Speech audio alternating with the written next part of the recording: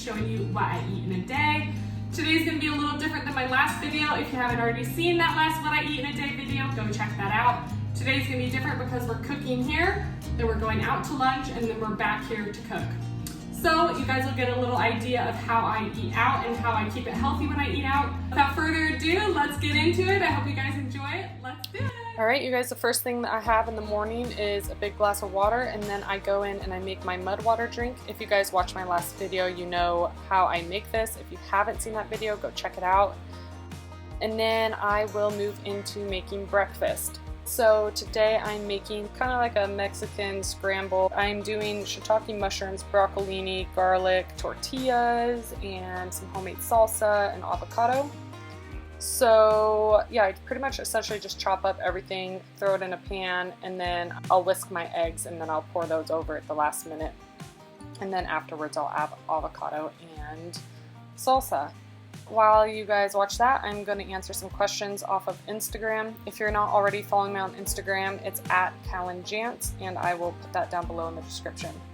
Okay, the first question I had was, since you wake up so early to work out, what time do you go to bed at night? So this has changed a little bit since I started making the workout videos, but I would say on average I go to bed between 8:30 and 10 o'clock. I wish I could go to bed earlier, and I used to. I used to go to bed like pretty much when the kids went to bed, just because I'm so tired. I get up so early. What I try to do is I try to edit at night, so that's why I'm going to bed a little later, because I really don't like editing and being on the computer and my phone in front of the girls. So that's generally when I do my editing. So yeah, I go to bed around, I don't know, anytime between 8:30 and 10. Some nights are obviously way later than that, and it'd be like we're out eating, then, you know, it just ends up being a late night. But overall, I would say I get to bed around those times. Next question, were all 4 of your births natural, or did you have any C-sections? No, I did not have any C-sections. I also did not do any medication. I had all 4 of my births natural. I will say that I remember with my first, I was like, okay, I'll do it natural. I'll just like tough it out. And then what's funny with me is I get like 2 in my head, and then for the second, third, and fourth, I was like, yo, I did it for the first, I gotta keep going. So it's like this weird competition against myself, which is completely ridiculous, but that's just how I am. And also, I don't like the idea of using medication and it possibly affecting the baby. So that, for me, I'm just like all about like going the natural route if you can, if it's possible for you. Next question, favorite low impact ways to move for those with major illnesses? I think walking is so underrated. Not only do I think it's so great mentally to be getting outside, but I think walking like has just amazing benefits. It's kind of this funny thing where I run a lot. Well, I wouldn't say a lot. I would say like once or twice a week, but it's crazy because I walk so much. I always get such a great workout walking. Anyway, yeah, walking outdoors, I think that's just an amazing way to get exercise. I mean, especially if you guys are local and near me, you know, there's so many hills and just great places to go walking. So yeah, I think walking is great. I also think that lifting is something that can be such a great thing. You don't have to lift heavy, but it's just a great way to maintain some muscle and definition in your body. And people just assume like, oh, lifting, it's kind of like for aesthetics or whatever, but dude, it's got crazy benefits too. You guys can check it out. Just go online and type in benefits of lifting weights. But yeah, lifting weights doesn't have to be like super high impact. You know, you can go light. Next question is, how early do you wake up to work out? I'm not able to wake up before the monsters wake up. That's cute. Okay, so I wake up at 4 in the morning about 5 days a week. The other days I kind of try to sleep in a little bit, but I just like, once you get used to waking up at 4 in the morning, it's kind of hard to sleep in. So even on those days where I'm not sleeping in, or I'm not waking up early, I generally will wake up like naturally around 6. My reasoning for waking up at 4 in the morning, it is the only time I have to work out. And to be honest, it's been like the best thing ever for me. I think I've been doing it for, I don't even know how many years now, but quite a long time.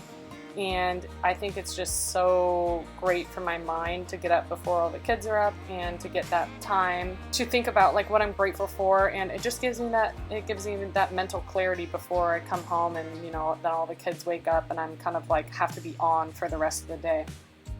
So yes, 4 o'clock in the morning, about 5 days a week. The other days probably around 6.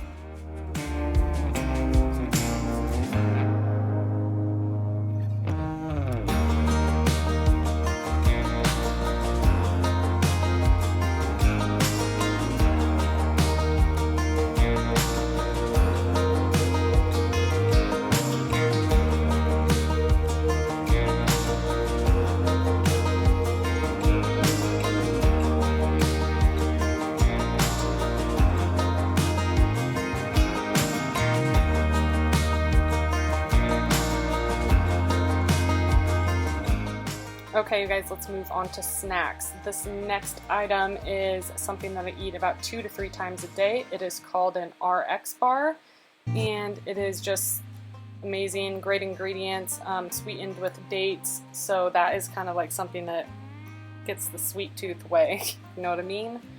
Next thing is we went out to eat this day for lunch, and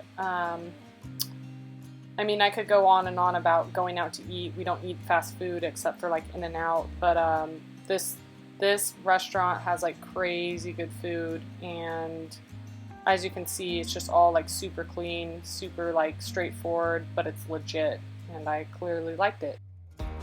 Okay, next thing is I'm gonna make a little iced chai. I use organic honey, and then I will go in with this Durga's Divine chai. It's legit, it's just like a concentrate, and it's not sweetened, which is nice because most chais, dude, they're just so packed full of sugar, and I would prefer to use honey as I am not eating cane sugar right now. So that's been like kind of sick for me because I can just add out however much honey I want.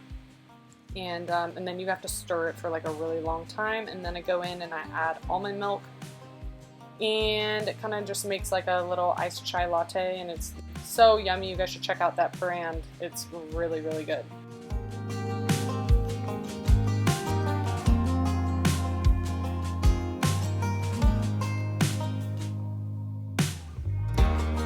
Okay, now moving into dinner. I'm pretty much going to fast forward this whole thing because dinners take forever in our house. We just do a lot of cooking at night. So honestly, about this time, it's probably like 3 o'clock when I start dinner, between 3 and 4, just because dinners usually take so long. But I am making a soup tonight. It's a minestrone soup. I usually don't make this in like the spring or summer, but I don't know about you guys, but like when I have like a really heavy day of like pasta or pizza or whatnot, I always like just something light and like legit the next day. So this is probably having this because the day before I probably pounded like a bunch of pizza, and I'm just feeling like, oh, I just want something really wholesome and light. Yeah, so I just chopped up some onions, and it's important that you dice them pretty small. This next thing is pancetta. We use 2 packages of this. The recipe calls for 1, but I'm always, you know, loading up on that stuff. I think it just brings it so much more flavor to your soup. Okay, let's move back into the questions. Someone asked, should I be tracking my macros if I feel like I'm not getting enough food? Okay, macros and calories. I think you guys know how I feel about macros and calories. I want to say that in my last video, I was like, nah, I don't track, I don't count calories, blah, blah, blah, blah. But what I will say is that when I did it in the past, so I think that I learned a lot from it. I think it can be a really dangerous road to go down, but looking back, dude, I'm like super educated on that stuff now because I did try it and I did learn about it. To be honest, I'm probably getting in like a solid 3,000 calories a day on average. Some days are probably lighter, some days are heavier, but I would say on average probably around 3,000. If you feel like you're too thin or you're not getting enough food, then, I mean, for me it's pretty simple. Eat more food, fuel your body needs it. But yes, I would say if you feel like you're just totally confused on calories and macros and like, you know, I would say it is a good tool to have in your back pocket to have knowledge about, is counting calories and macros. Now, I will again warn you, just be careful because it can become a real mental game. And it can kind of like, man, I'm not kidding, it can really like stress you out. At least it did for me. So just be aware of that, be cautious of it. Don't let it control your life. I never had like a food issue in the past, like not at all, and I never had a calorie counting issue in the past or any of that. Like it never was super serious. But I can understand where for some people it gets like super crazy, and people like develop eating disorders from that kind of stuff. So just be very aware, but it is a good tool to have in your back pocket. I would say maybe count your calories for a few days, see where you're at, and then yeah, maybe add some more food into your diet. I would just say listen to your body. Some people are just really naturally thin, and you know, that's just how their body is no matter how much they eat. But I would definitely say if you're working out, you need to get some serious protein in your diet, and that should help quite a bit actually. The more you work out, you're gonna get pretty hungry, and then just make sure you're eating a lot of protein, and that should help you gain weight if that's what you're trying to do. Yeah, just get in more calories, get in more food.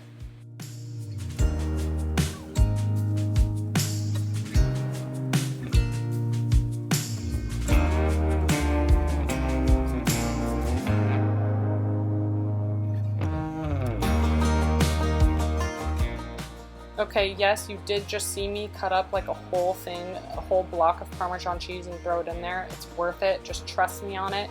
That must have been this little suspect right here who took a bite out of 2 bites out of the Parmesan. Now this is pretty much cooked for like a while. It's probably been about 2 hours on the stove. Those Parmesan chunks in there, you guys, I'm not kidding. Those melted, and I'm telling you, it takes this dish to the next level. No joke, just trust me. Yeah, moving on to plating. This is always quite the process, but yeah, you guys, I'm happy that you wanted to see one of these videos again. These are always pretty fun to make just because, I mean, at least for me, I'm like really into food, and it sounds like you guys are too. So thanks for following along. It was fun having you here, and yeah, I'll see you guys over on those workouts. Good luck!